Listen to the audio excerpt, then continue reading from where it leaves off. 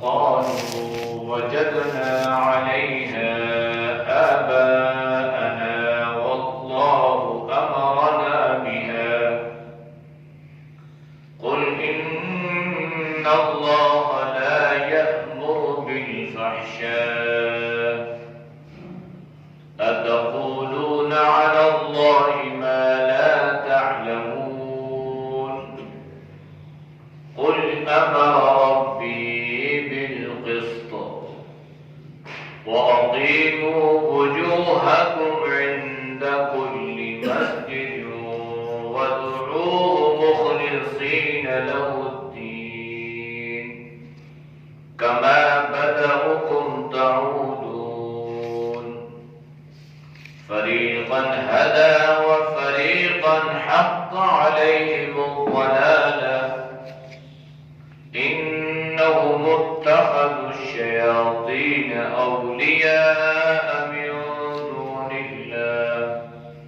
من دون الله ويحسبون أنهم مهتدون صدق الله العظيم.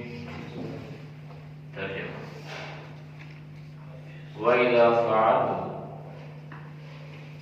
جب کرتے ہیں فاحشتاً برائی قالوا کہتے ہیں وجدنا ہم نے پایا علیہا اس پر آباءنا اپنے آباء و اجداد کو واللہ اور اللہ امرنا ہمیں حکم دیا بہا اس چیز کا قل کہہ دیجئے ان اللہ بے شک اللہ لا یأمر حکم نہیں دیتا بالفحشاء فحش کا بے حیائی کا اتقولون کیا تم کہتے ہو علی اللہ اللہ پر ما وہ چیزیں لا تعلمون تم جانتے نہیں ہو قل کہہ دیجئے امر ربی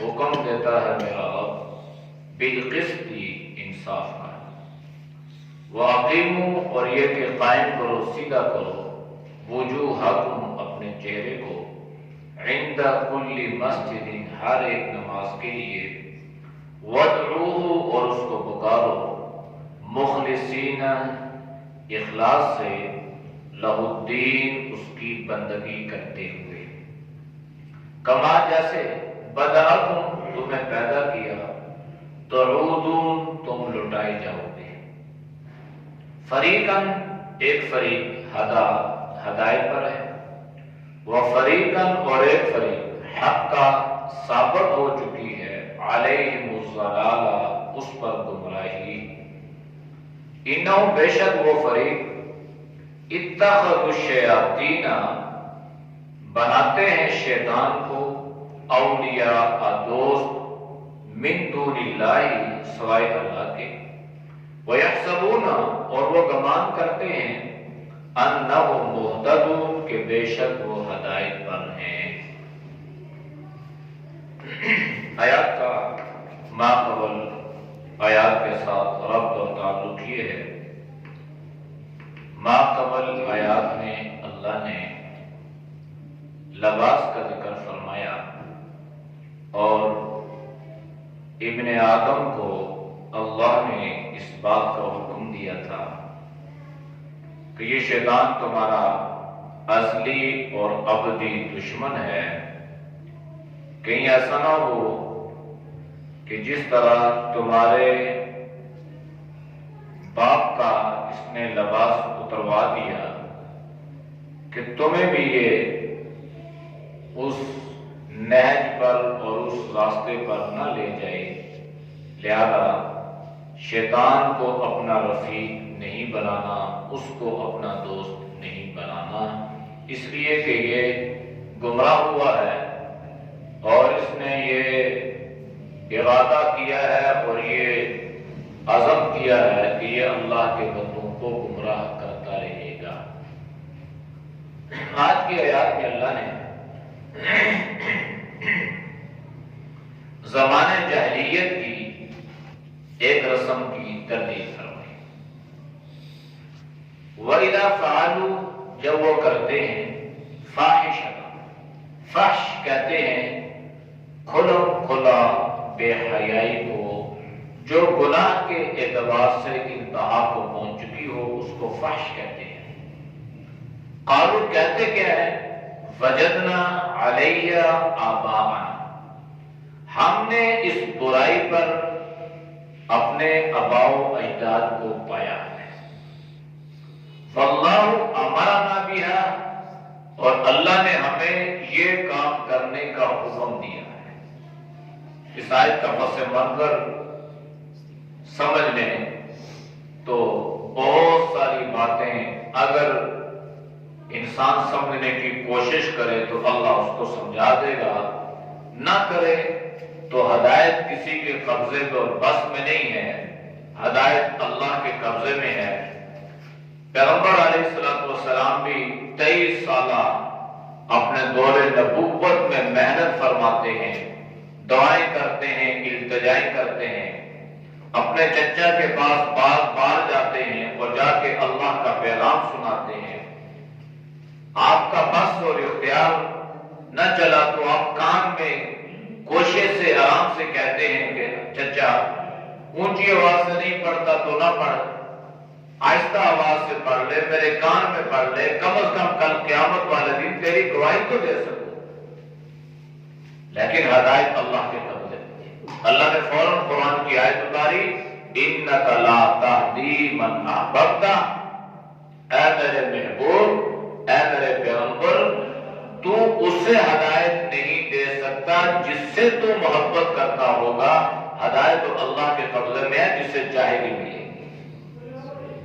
اس لیے اگر اللہ سے ہدایت کے طالب ہوں گے تو اللہ ہدایت دے دے گا، نہیں ہوں گے تو یوں ہی گمراہیوں میں اور ذلت اور ضلالت میں بھٹکتے رہیں گے۔ زمانہ جاہلیت میں ایک اہم رسم یہ تھی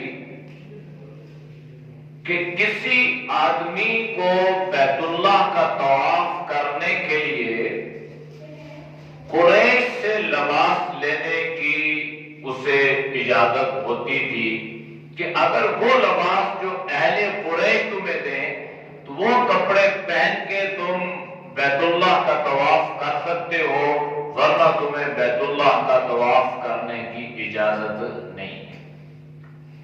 اب قریش کس کس کو لباس دیتے؟ چنانچہ اس بات نے یہ رخ اختیار کر لیا کہ بجائے یہ کہ ہم قریش کے لباس پہن کر بیت اللہ کا طواف کریں، اور لباس اتنے میسر نہیں ہے، لہذا یوں کرتے ہیں کہ بجائے لباس کے ہم بغیر لباس کے بیت اللہ کا طواف کرتے ہیں۔ بغیر لباس کے بیت اللہ کا طواف شروع ہو گیا، برہنہ بیت اللہ کا طواف ہو رہا ہے، مرد بھی ہیں عورتیں بھی ہیں، لیکن عورتوں کے لیے زیادہ مناسب بات یہ تھی کہ وہ رات کے اندھیرے میں بیت اللہ کا طواف کرتی، لیکن اس وقت بھی ان کے جسم پر کپڑا نہیں ہوتا تھا، یا عاریۃً قریش سے لباس مانگتے تھے۔ اگر قریش کا لباس ہوتا تو تب، ورنہ نہیں، ننگے مرد بھی عورتیں بھی۔ جب ان سے سوال کیا جاتا، ان سے پوچھا جاتا کہ بھائی ننگے کیوں طواف کرتے ہو، کپڑے پہن کے کیوں نہیں کرتے ہو، اپنے کپڑے پہن کے طواف کرو، تو پتہ ہی کیا کہتے، دلیل کیا کہتے ہیں، ہم جن کپڑوں میں گناہ کرتے ہیں نا، وہ کپڑے پہن کر ہم بیت اللہ کا طواف کریں، یہ بات ہمیں اس کی اجازت نہیں دیتی۔ یعنی ہم ان کپڑوں میں گناہ کرتے ہیں تو وہی کپڑے پہن کے ہم بیت اللہ کا طواف کریں تو یہ ادب کے خلاف ہے۔ حالانکہ ان بیوقوفوں کو اس بات کا شعور اور ادراک نہیں تھا کہ اللہ کے بندو، یہ تو اس سے بھی بڑا گناہ ہے جو تم یہ کہتے ہو کہ ان کپڑوں میں ہم بیت اللہ کا طواف نہیں کرتے جن کپڑوں میں ہم نے گناہ کیے ہیں، اس لیے ہم ننگا طواف کرتے ہیں، تو یہ تو اس سے بھی بڑا گناہ اور ادب کے خلاف بات ہے کہ ایک تم اللہ کے گھر میں آئے ہو اور دوسرا ننگے آئے ہو اور تیسرا اللہ کی عبادت کرتے ہو، طواف کرتے ہو اور کہتے یہ ہو کہ ہم اس لیے طواف کر رہے ہیں ننگا برہنہ کہ ہم نے ان کپڑوں میں گناہ کیے۔ یہ تو ان کا طریقہ کار چل رہا تھا، چلتے چلتے بات، ہم لکیر کے فقیر ہیں نا، ہم بندر کی چال چلتے ہیں، جس پہ وہ چل رہا ہم بھی چل رہے ہیں، ہم دیکھتے نہیں ہمارا دین کیا کہہ رہا ہے، ہماری شریعت کیا کہہ رہی ہے، ہمیں اس بات کا شعور ہی نہیں ہوتا، ہم بس اس بات کو فالو کرتے ہیں اور یہ ہمارا فوکس ہوتا ہے کہ بس ہمارے باپ دادا نے کیا کیا، ہم یہ نہیں کہتے کہ میرے پیغمبر نے ہمیں کیا حکم دیا۔ کلمہ نبی کا پڑھتے ہیں اور راستے اپناتے ہیں اپنے آباء و اجداد کے۔ تو جب ان سے کہا جاتا کہ بھائی تم ایسا کیوں کرتے ہو، تو وہ دو دلیلیں دیتے۔ پہلی دلیل کیا دیتے؟ قالوا وجدنا علیہ آباءنا، یہ پہلی دلیل کہ ہم بیت اللہ کا طواف اس لیے برہنہ کرتے ہیں، اس لیے ننگا ہو کے کرتے ہیں اور اس لیے ہم اپنے کپڑوں میں نہیں کرتے کہ ہم نے اپنے آباء و اجداد کو یوں ہی کرتے پایا ہے، ہمارے باپ دادا ایسا کرتے تھے لہذا ہم بھی ایسا کرتے ہیں اور اس لیے ہم بیت اللہ کا طواف جو وہ ننگے ہو کے کرتے ہیں۔ پہلی دلیل۔ دوسری دلیل اس سے بھی خطرناک، کہنے لگے واللہ امرنا بہا، ہم بیت اللہ کا طواف اس لیے ننگے ہو کے کرتے ہیں کہ اس کا حکم ہمیں اللہ نے دیا ہے۔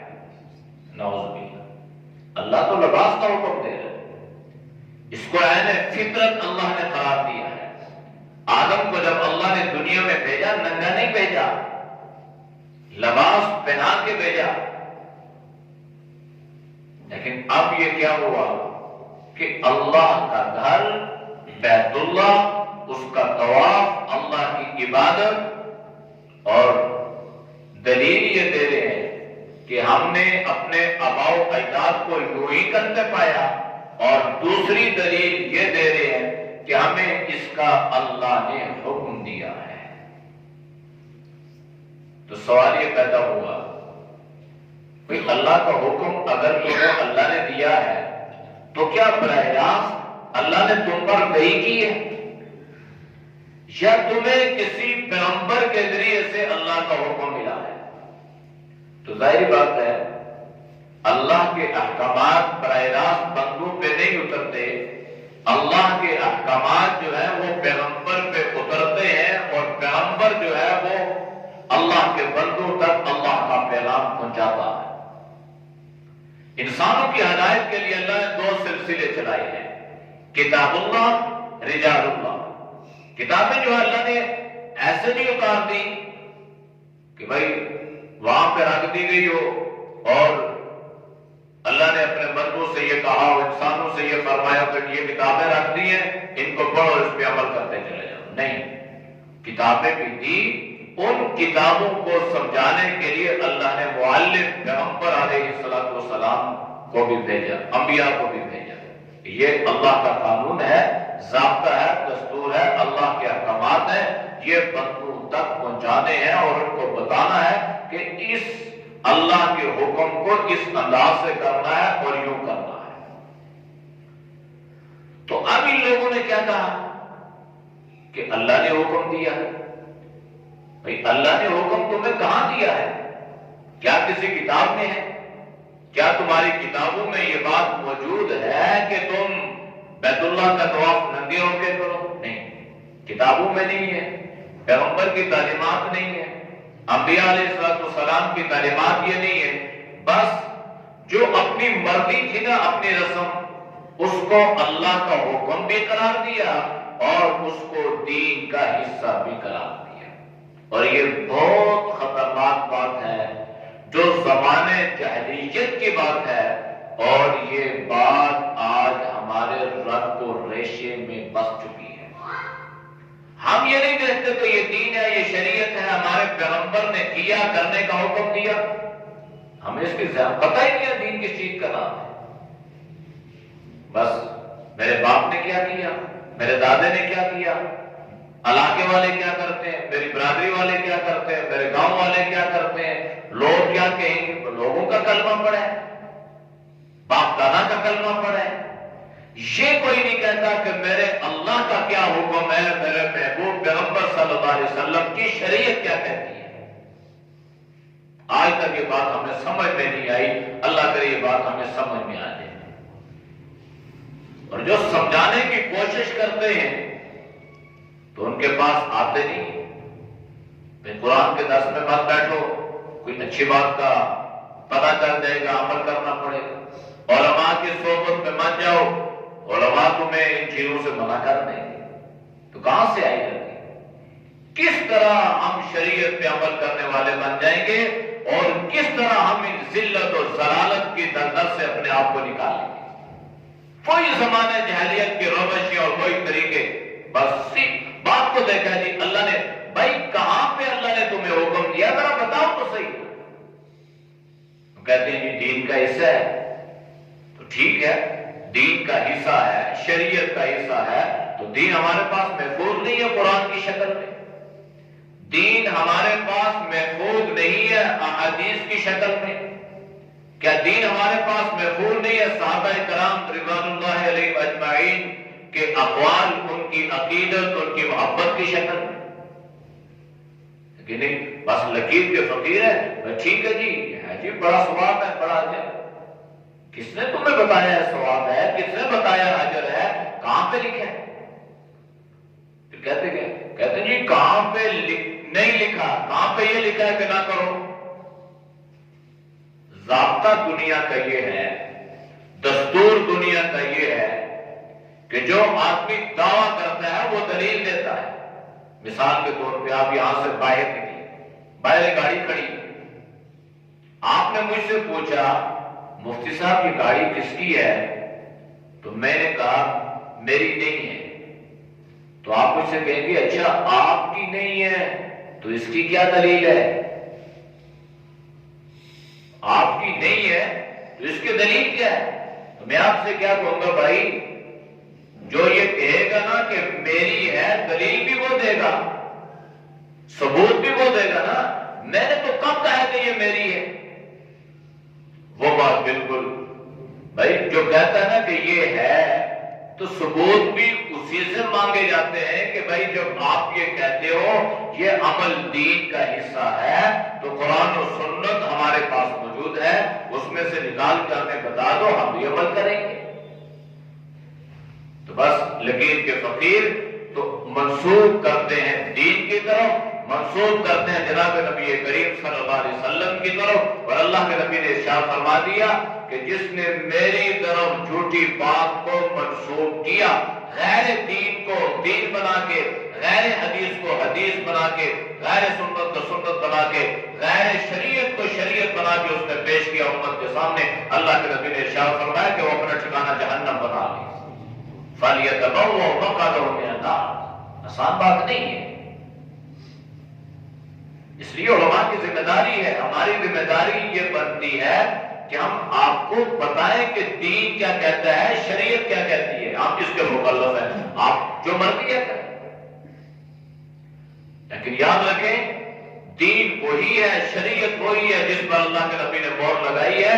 اس کے بعد اس کے علاوہ انسان الٹا بھی لٹک جائے واللہ وہ دین نہیں بن سکتا جس پر اللہ کے نبی نے مہر نہیں لگائی. پھر ہم یہ مسلکی ان چکروں میں پڑے ہوئے. مسلک کیا ہے؟ تم نے کوئی مسلکوں کا کلمہ پڑھا ہے؟ یہ کیوں نہیں کہتے ہو ہم محمدی ہیں؟ یہ کیوں نہیں کہتے ہو قرآن ہمارے پاس موجود ہے؟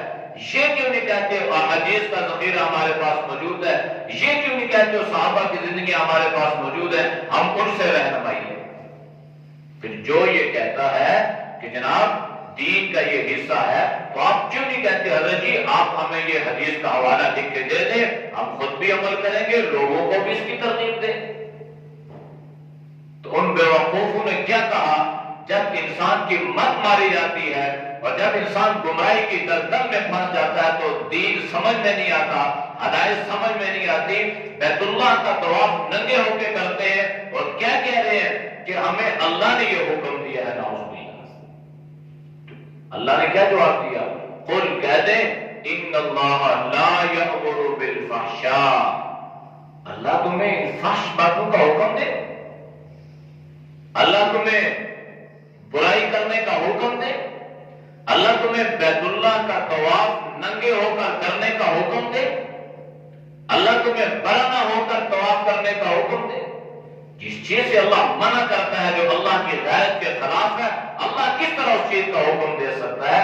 اللہ ایسا حکم نہیں دے، یہ اللہ نے نہیں دیا، یہ تمہارے دین کا ایسا نہیں ہے، یہ پیغمبر کا فرمان نہیں ہے، تم جھوٹی بات اللہ اور اللہ کے نبی کی طرف منسوب کرتے ہو۔ تو اللہ نے کیا فرمایا؟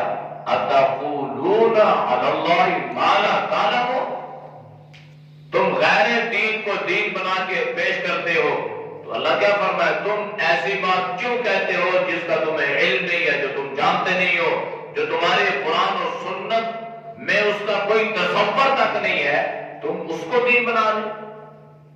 جیسے ہم نے بہت ساری، جس کے بارے میں اللہ کے نبی نے آخری وقت میں ارشاد فرمایا تھا کہ میں زمانے جاہلیت کی تمام رسومات کو اپنے پاؤں تلے روند کے جا رہا ہوں، آج ان رسومات کو گلے لگایا جا رہا ہے، جس سے اللہ کے نبی نے نفرت فرمائی، جس کو آپ نے فرمایا پاؤں کے تلے روند کے جا رہا ہوں، اس لیے کہ ہماری بنیاد رسومات پہ نہیں ہے، ہماری بنیاد وحی پہ ہے۔ جس چیز کا اللہ کے نبی نے حکم دیا وہ ہماری بنیادیں ہیں، اور آج یہ بنیادیں کھوکھلی ہو چکی ہیں اور یہ عمارتیں جو ہیں بالکل یا تو گر چکی ہیں یا گرنے لگی ہیں، اور آج ہم بالکل اس رسومات اور بدعات کی دلدل میں اس قدر پھنس چکے ہیں کہ ہمارے لیے نکلنا یہاں سے مشکل ہو چکا ہے۔ قل امر ربی بالقسط، اے نبی آپ خود حکم دیں، آپ خود یہ اعلان فرمائیں، امر ربی بالقسط، میرے رب نے جو حکم دیا نا، میرے رب کا حکم 100% انصاف پر مبنی ہے۔ بالقسط، انصاف، انصاف جو ہے نا عدل، یہ اعتدال سے بنا ہے، اور اعتدال کہتے ہیں میانہ روی، جو افراط و تفریط سے پاک اور صاف ہو، نہ اس میں کمی ہو نہ اس میں زیادتی ہو، بالکل جو اعتدال ہوگا نا وہ دین ہوگا، جو اعتدال سے ہٹ جائے گا وہ دین نہیں رہے گا۔ ایک صحابی نے فرمایا تھا نا، جب اللہ کے نبی کے پاس آئے اور سوالات کیے، اللہ کے نبی نے فرمایا یہ کرو یہ کرو یہ کرو، ٹھیک ہے، اٹھ کے جانے لگے اور قسماً ارشاد فرمایا اور کہنے لگے واللہ العظیم لا ازید ولا انقص، اللہ کی قسم اللہ کے نبی جو آپ نے بتا دیا وہی کروں گا، نہ اس کو بڑھاؤں گا نہ گھٹاؤں گا، قسم کہتے لا ازید، بڑھاؤں گا بھی نہیں، ولا انقص، کم بھی نہیں کروں گا۔ اس لیے کمی زیادتی وہ دین کا حصہ نہیں رہتی، دین وہی ہے جتنا جس طرح اللہ کے نبی نے کیا کرنے کا حکم دیا۔ جب یہ صحابی اٹھے، قسم اٹھائی، اپنی استقامت کا اعلان کیا، تو یہ نہیں پرواہ کی کہ برادری والے کیا کہیں گے، کنبے قبیلے والے کیا کہیں گے، رشتہ دار کیا کہیں گے، دوست احباب کیا کہیں گے، بلکہ فرمایا واللہ العظیم، حدیث کے الفاظ ہیں لا ازید ولا انقص، اللہ کی قسم نہ زیادہ کروں گا نہ کم کروں گا۔ جب اللہ کے نبی نے یہ استقامت دیکھی نا، یہ صحابی جانے لگے، اللہ کے نبی نے فوراً صحابہ کو کدھر آؤ، صحابہ آگے، آپ نے فرمایا اے میرے صحابہ، تم نے دنیا میں اگر کسی جنتی آدمی کی زیارت کرنی ہے تو دیکھو وہ میرا صحابی آ رہا ہے۔ دنیا میں اگر جنتی چہرے کی زیارت کرنی ہے، صحابہ نے دیکھا، حیران ہو گئے، اللہ کے نبی فدا امی و ابی، یہ صحابی ادھر بڑے بڑے صحابہ موجود ہیں اور آپ نے فرمایا یہ جنت کے صحابی ہے. تو صحابہ نے اللہ کے نبی نے فرمایا یہ اس لیے میں نے اس کو دین کی بات بتلائی، جس نے سوال کیا میں نے جواب دیا، اور اس نے اپنی استقامت کا اظہار کرتے ہوئے کہا اللہ کے نبی کسی کی پرواہ نہیں کروں گا، جتنا آپ نے بتا دیا اسی پہ عمل کروں گا، نہ بڑھاؤں گا نہ گھٹاؤں گا. اس لیے اللہ کے نبی نے اس کو دنیا میں جنت کی ہونے کی بشارت عطا کر دی. یہ دین ہے، نہ بڑھاؤ نہ گھٹاؤ، افراد تفریح سے پاک صاف، جیسے اللہ کے نبی نے کیا ویسے کرو. میں تو قسم سے حیران ہوتا ہوں جس اللہ کے نبی نے ہمارے پاک پیغمبر نے عورت کے پاس جانے کا طریقہ بھی بتلایا، مسنون دعائیں بھی اللہ کے نبی نے بتلائی. استنجا پر احادیث میں ابواب موجود ہے، باب الاستنجائی، استنجا کرنے کا طریقہ اللہ کے نبی نے بتایا، اور پتھروں کا استعمال اللہ کے نبی نے بتایا. جس اللہ کے نبی نے ہمیں اتنی باریک چیزیں بتلائی ہیں جو خلوت میں ہے، تنہائی میں ہے، تو جو عوام الناس میں ہے، جو مجمع میں ہے، جو سب کے سامنے ہے، کیا وہ اللہ کے نبی نے نہ بتلا سکی؟ کتنی جہالت اور بے وقوفی کی بات ہے کہ آج تک ہمیں یہ بات سمجھ میں نہ آئی کہ جو پیغمبر ہمیں گھر کے اندر کا طریقہ، اپنی چار دیواری میں رہنے کا طریقہ اور سلیقہ بتلا رہا ہے، کہ اس پیغمبر نے ہمیں یہ ساری چیزیں نہ بتلا سکی. اس لیے اللہ نے فرمایا قل امر ربی بالقسط، اے میرے محبوب پیغمبر یہ اعلان کر دے، اپنی زبان نبوت سے یہ اعلان فرما دے، امر ربی بالقسط، میرا رب جو مجھے حکم دیتا ہے وہ انصاف پر ہے، وہ اعتدال پر ہے، وہ عدل پر ہے، اور میرا رب ایسا حکم دیتا ہی نہیں ہے جس میں افراط تفریط ہو. جو یہود و نصارہ جس کا شکار ہو گئے، ہماری شریعت محمدیہ میں ایسے احکامات ہے ہی نہیں. اور کرو کیا؟ وَأَقِيمُوا وُجُوهَكُمْ، اپنے چہروں کو سیدھا کرو، عند کل مسجد، ہر نماز کے لیے. مسجد ذکر کیا، بعض مرتبہ جو ہے وہ کوئی خاص الفاظ لے کر اس سے عام مراد بھی ہوتا ہے. مسجد سجدہ کا سجدے کی جگہ، تو علماء مفسرین نے لکھا ہے کہ اس سے مراد نماز با جماعت کی ادائیگی ہے. اس لیے کہ ویسے تو اللہ نے جناب نبی کریم صلی اللہ علیہ وسلم کو کچھ ایسی خصوصیات عطا فرمائی تھی جو پہلے انبیاء علیہ السلام کو نہیں دی گئی. پہلی شریعت میں عبادت کے لیے مخصوص جگہ تھی، نماز پڑھنی ہے تو فلاں جگہ پہ جاؤ گے نماز ہوگی ورنہ نہیں ہوگی. اللہ کے نبی نے فرمایا وَجُعِلَتْ لِيَ الْأَرْضِ مَسَاجِدًا وَطَهُورًا، اللہ پاک نے مجھے یہ شرف عطا فرمایا کہ مجھے یہ خصوصیت عطا فرمائی کہ میری برکت سے اللہ نے ساری زمین کو سجدہ گاہ بنا دیا، مسجد بنا دی. سجدہ جہاں سجدہ کرو اللہ وہاں قبول فرماتا ہے. اس لیے مسجد عبادت کی جگہ ہے، سجدے کی جگہ ہے، با جماعت نماز پڑھنے کی جگہ ہے. گویا اللہ نے یہ حکم دیا کہ آپ کیا کرو، جب نماز کے لیے مسجد میں جاؤ تو اپنے چہروں کو درست کر لو، قبلہ رخ ہو جاؤ. اور دوسرا حکم یہ ہے وَادْعُوهُ مُخْلِصِينَ لَهُ الدِّينَ، کہ اللہ کو پکارو، خالص اس کی بندگی کرو، اخلاص سے اس کی بندگی کرو.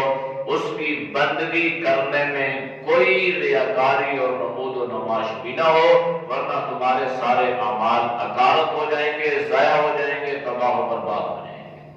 اس لیے کہ ہر عمل اخلاص سے، جو عمل اخلاص سے کیا جائے گا نا وہ اللہ کی بارگاہ میں مقبول ہے. جس عمل میں اخلاص نہیں ہے وہ عمل جتنا ہی خوبصورت کیوں نہ ہو وہ اللہ کی بارگاہ میں مقبول نہیں بلکہ مردود ہے. بلکہ نمود و نمائش کو، ریاکاری کو تو شرک کہا گیا. بندہ شرک کرے، بلکہ اللہ کے نبی نے فرمایا کہ دنیا میں انسان نے جس کے لیے جو عمل کیا ہوگا نا تو قیامت والے دن اللہ اسے فرمائے گا اچھا تو نے یہ عمل فلاں کے لیے کیا تھا تو جا فلاں سے اپنا اجر و صلہ لے. تو فلاں کیا دے گا؟ وہ تو خود اس پہ کب کبی اور نفس نفسی کا عالم طاری ہوگا، وہ کیا اجر دے گا؟ اس لیے ہر عمل جو ہے وہ اللہ کے لیے اور اخلاص سے اور الہیت سے کریں کہ میرے اس عمل سے میرا رب راضی ہو جائے، دنیا کیا کہتی ہے کیا کہے گی اس کی پرواہ مت کریں۔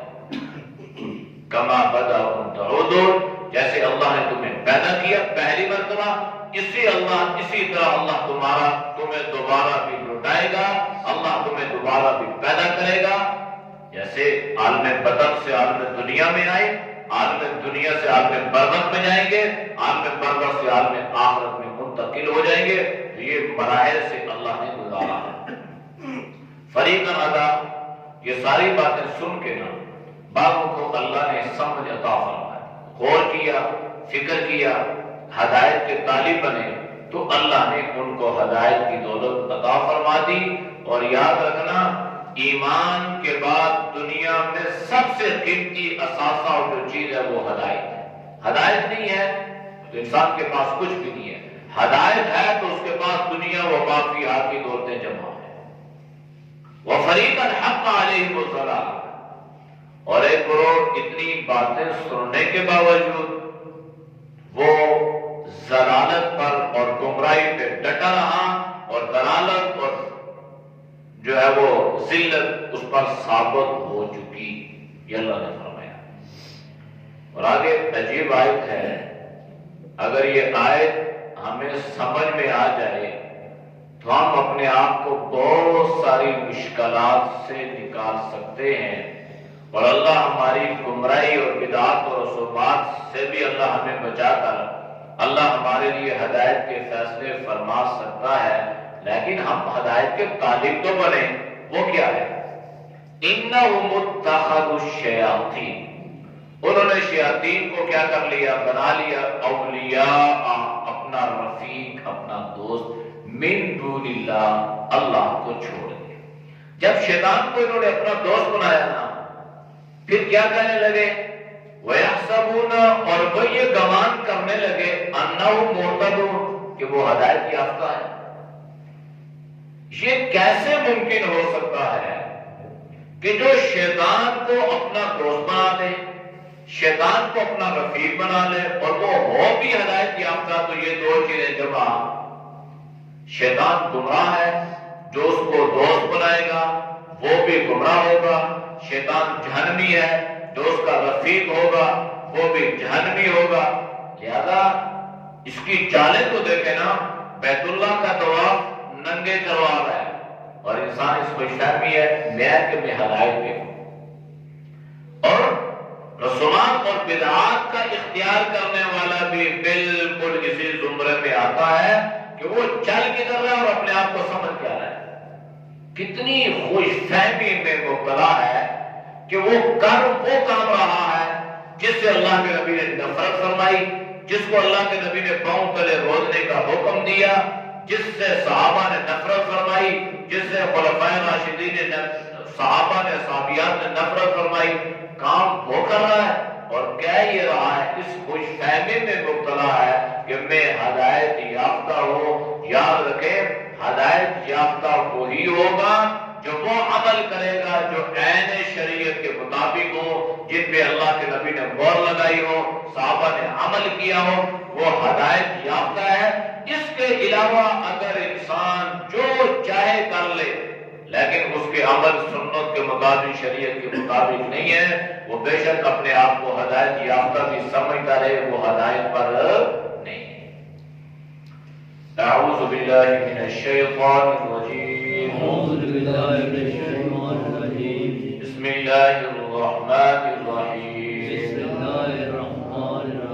وَإِذَا فَعَلُوا فَاحِشَةً قَالُوا وَجَدْنَا عَلَيْهَا آبَاءَنَا وَاللَّهُ أَمَرَنَا بِهَا قُلْ إِنَّ اللَّهَ لَا يَأْمُرُ بِالْفَحْشَاءِ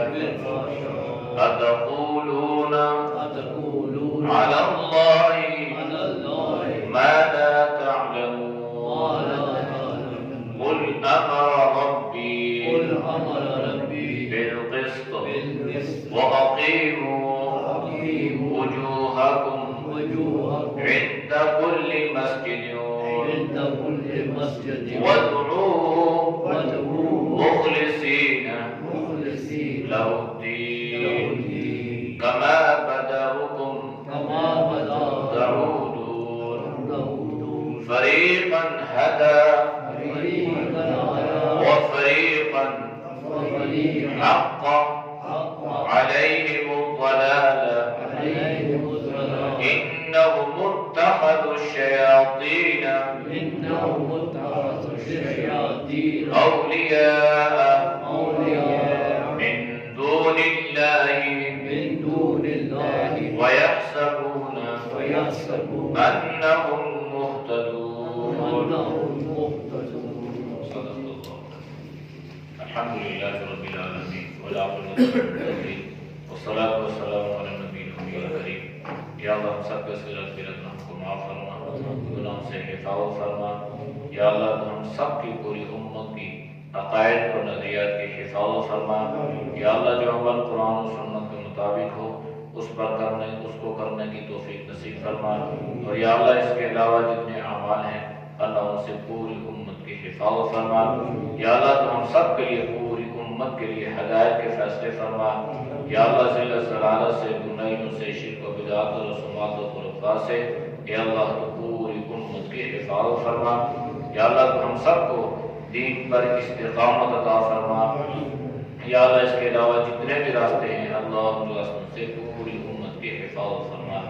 یا اللہ جتنے مسلمان دنیا سے رخصت ہو چکے ہیں یا اللہ تو سب کی مغفرت فرما. یا اللہ تو سب کے درجات کو بلند فرما. یا اللہ جی خادم صاحب کی اہلیت کی مغفرت فرما. اللہ ان کے درجات کو بلند فرما. یا اللہ یہ جتنے دوست اللہ بزرگ تیری رضا کے لیے درس قرآن سنتے ہیں اللہ ان کے سننے کو قبول فرما. یا ارحم الراحمین اس عمل کی برکت سے ہر پریشانی سے، ہر مصیبت سے اللہ ہماری حفاظت فرما. ہر خوشی اور ہر خیر عطا فرما. صلی اللہ تعالی علی نبی الامین وعلی آلہ وصحبہ اجمعین.